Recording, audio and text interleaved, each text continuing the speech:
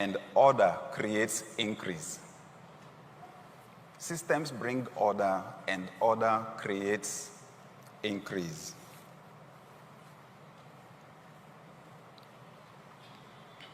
I'll always remember the day Dr. David Oyedepo told me that. Because he was telling me, he was showing me a report on his desk. It was July of that year.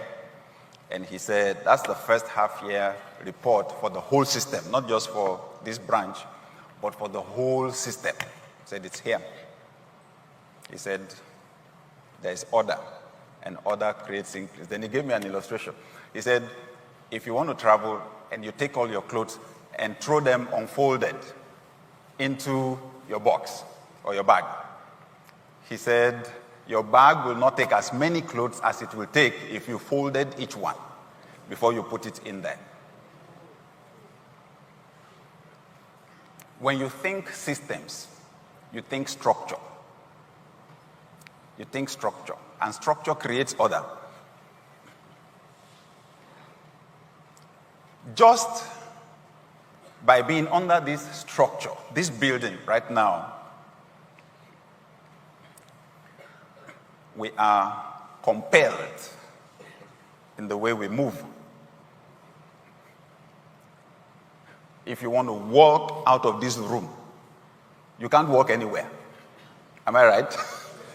The structure has already defined where you must go if you will get out, or else you will hit your head on the wall.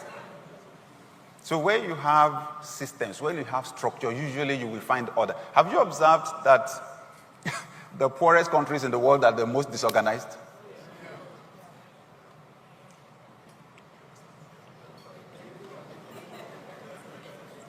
Structure enhances order. Structure enhances order. In Acts chapter 6, for example, they said there was a revival, the whole place was booming, and then they said some people were complaining that the food was not getting to them. That's lack of order, isn't it? They did not say that the food was not enough. They said the food was not getting to them. Have you been to a wedding before where food did not get to you? And some people took food home.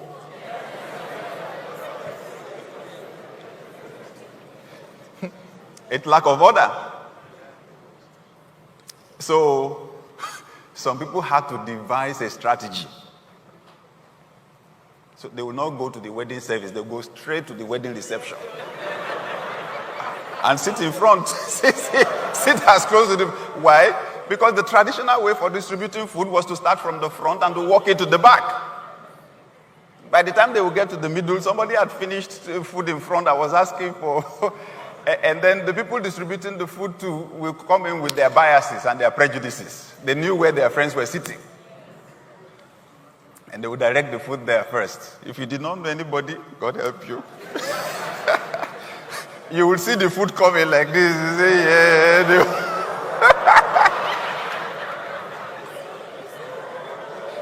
They'll just keep you. So we devised this thing of, you have to count the seats so that they start,